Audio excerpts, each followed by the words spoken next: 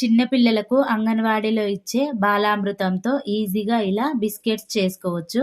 ముందుగా 2 కప్స్ బాలామృతం పిండిలో కొద్దిగా సాల్ట్, కరిగించి చల్లార్చిన నెయ్యిని వేసుకొని రఫ్ చేస్తూ కలుపుకొని మిక్సీ జార్లోకి పిండిని మొత్తం వేసుకోవాలి.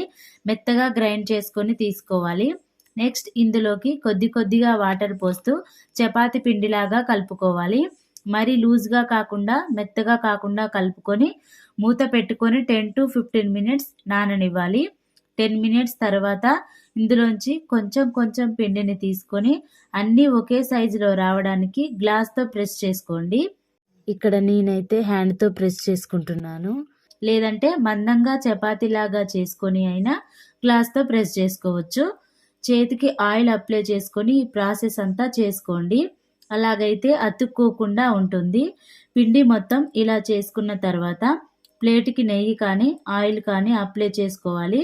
బిస్కెట్స్ అన్నీ ఇలా ప్లేట్ మీద వేసుకొని ముందుగానే సన్నగా చాప్ చేసి పెట్టుకున్న బాదంను బిస్కెట్స్ మధ్యలో ప్రెస్ చేసుకోవాలి.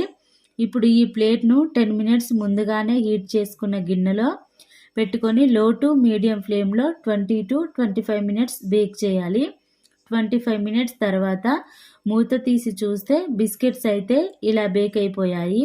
వీటిని పెనం మీద కానీ ఇడ్లీ పాత్రలో కానీ బేక్ చేసుకోవచ్చు. బిస్కెట్స్ అయితే చాలా బాగా వచ్చాయి.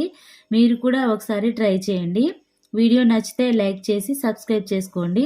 రెసిపీ ఎలా వచ్చిందో కమెంట్ చేయండి. బాలామృతం పిండిని పిల్లలు ఇలా తినడానికి ఇష్టపడకపోతే ఇలా వెరైటీగా బిస్కెట్స్ చేసి పెట్టండి. ఎంతో ఇష్టంగా తింటారు. ఈ వీడియో కనుక మీకు నచ్చినట్లయితే కమెంట్ చేయడం మర్చిపో